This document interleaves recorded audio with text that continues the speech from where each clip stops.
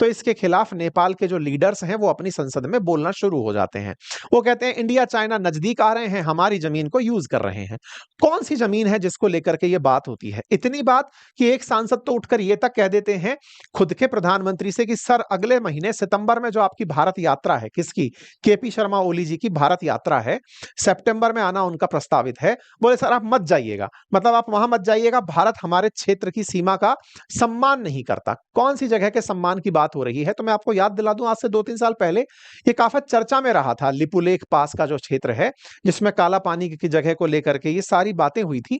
आइए मैं अब आपको वहां लेकर चलता हूं, एक बार मैप से इस बात को समझते हैं। देखिए ये जब हम भारत का मैप देख रहे होते हैं तो नेपाल असल में हमारे जो पहाड़ी राज्य हैं जैसे कि हिमाचल प्रदेश, उत्तराखंड, इन्हीं से कनेक्टेड है। तो उत्तराखंड से ये कनेक्टेड है। तो नेपाल और उत्तराखंड के बीच में ये जो कनेक्शन पॉइंट है ना, ट्राई जंक्शन, भारत चाइना और नेपाल का, असल में विवाद इस जगह को लेकर के है। ऐसा क्या विवाद है भाई इस जगह को लेकर के जिसको लेकर के ये बातें हो रही हैं? तो इस जगह को लेकर के, ट्राई जंक्शन को लेकर के विवाद ये है कि यहां पर नेपाल का कहना है कि जिस जगह को आप अपना बताते हो वो मेरी जगह है। भारत कहता है नहीं भाई वो हमारी जगह है। बोले दोनों के पास में क्या आधार है कि ये किसकी जगह है? तो बोले आधार है हमारे पास में सुगौली की संधि। बोले एक संधि हो रखी है नेपाल और भारत के बीच में, वही हमारा आधार है। बोले अच्छा।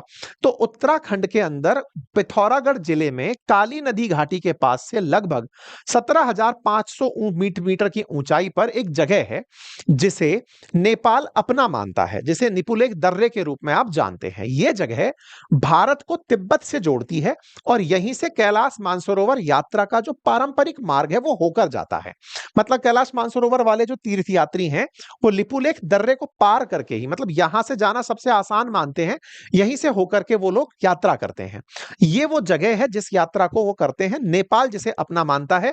अब इस क्षेत्र को अगर मैं आपको जूम करके दिखाता हूं तो ये कुछ ऐसा दिखता है। कैसा? यहां पर 3 जगहों को पहचानिए। एक है लिम्प्युधुरा, एक है काला पानी, एक है लिपुलेख। इन तीनों जगहों को जब आप ध्यान से देखते हैं तो यहां समझ में आता है एक नदी के चलते उत्पन्न हुआ विवाद। असल में क्या है कि ये जो शारदा नदी आपको दिख रही है, इस शारदा नदी को लेकर के ही सारा बवाल है। नेपाल का मानना है कि ये जो त्रिकोण सा बना हुआ क्षेत्र है ये नेपाल का है और भारत का मानना है कि ये वाला त्रिकोण आपका नहीं, इस जो पॉइंट हमने बता रखा है वो आपका है। तो ऐसा विवाद असल में उत्पन्न क्यों होता है? इसके पीछे असल मायने में एक नदी को बड़ा कारण माना जाता है। यह नदी भारत के लिए इतनी महत्वपूर्ण नहीं जितनी कि नेपाल के लिए महत्वपूर्ण है। आप पूछेंगे ऐसा क्यों?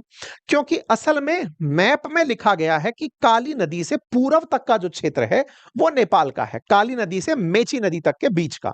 तो काली नदी से पूर्व, तो काली नदी है कहां? यही सबसे बड़ा विवाद है।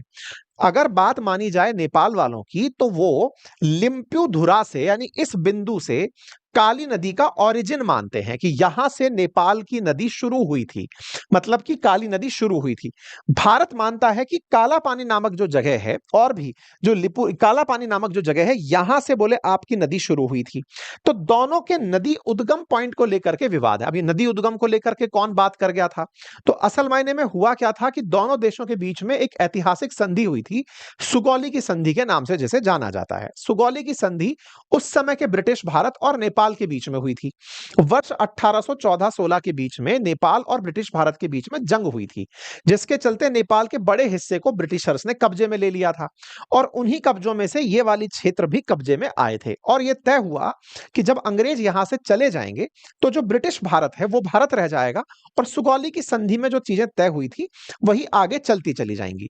1923 में सुगौली संधि को शांति और मैत्री की संधि में बदल दिया गया और भारत जब आजाद हुआ तो 1950 में भारत और नेपाल के राणा शाही परिवार ने नई संधि पर हस्ताक्षर कर दिए। ये हस्ताक्षर के समय के दृश्य हैं जिनके तहत यह माना गया कि हमारे ये क्षेत्र आपके रहेंगे, आपके ये क्षेत्र हमारे रहेंगे। संधि में जो कॉमन बात थी वो केवल इतनी कि नेपाल की जो सीमा है वो काली नदी से पूर्व के क्षेत्र में रहेगी और भारत काली नदी के पश्चिम में रहेगा। ठीक है, लेकिन नेपाल ने इस काली नदी का ओरिजिन लिम्प्युधुरा से माना हुआ है।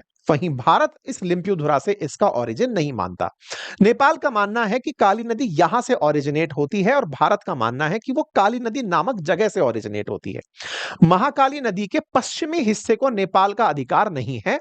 महाकाली नदी जिसे भारत में शारदा नदी कहते हैं, भारत इस इलाके में इसी कारण से, ये जो त्रिकोण का क्षेत्र जो आप देख रहे हैं, भारत इसी कारण से इस क्षेत्र पर अपना निर्माण कार्य करता है।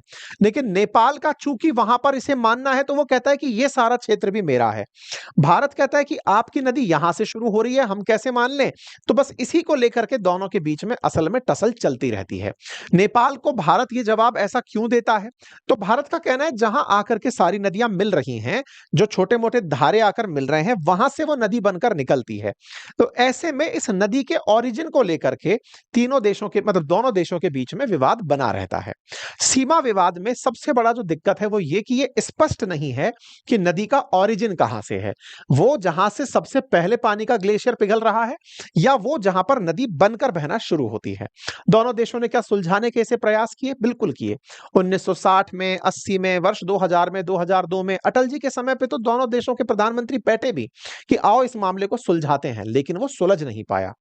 कहा जाता है कि ये सुलझ जाता, लेकिन जब 1962 में भारत और चीन का युद्ध हुआ, उस समय नेपाल के थोड़े हौसले मतलब बढ़ गए कि साहब हम तो इस जगह को क्लेम कर सकते हैं, हमारा अपना क्षेत्र है। ऐसे में 1962 में तो भारत वैसे ही कमजोर है, हम अपनी जगह को कंट्रोल करना चाहते हैं। भारत ने हालांकि 1954 से ही इस क्षेत्र का उपयोग किया है और आज तक हम उसका उपयोग करते आ रहे हैं।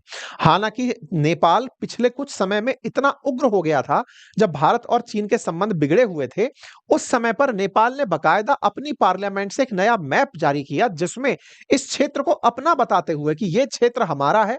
इतना ही नहीं, अपने यहां पर एक नया नोट जारी कर दिया 100 रुपए का, जिसमें इस क्षेत्र को दिखाया गया कि यह क्षेत्र हमारा है। यानी नेपाल के अपने ज्योग्राफी में, अपनी इकोनॉमी में इस बात के जिक्र है कि यह क्षेत्र नेपाल का है। लेकिन भारत का हमेशा से तर्क रहा है कि भाई हमारे द्वारा यहां से ट्रेड लंबे समय से होता आया है और उसका इतिहास बहुत पुराने समय से मिलता है। केवल कोरोना काल में 2019 के बाद हमने यहां पर बॉर्डर ट्रेड रोका है, अदरवाइज हम लगातार करते आए हैं। फिर आप पूछेंगे चाइना इस बारे में क्या कहता है?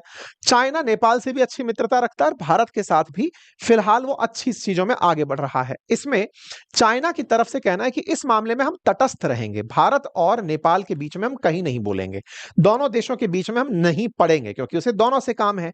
इसी के चलते इन दोनों ने मिलकर, दोनों देशों के विदेश मंत्रियों ने उस रास्ते से होने वाले ट्रेड को ओपन कर दिया है, जिसके चलते नेपाल का विरोध आया और उस विरोध पर भारत के विदेश मंत्रालय की प्रतिक्रिया आई।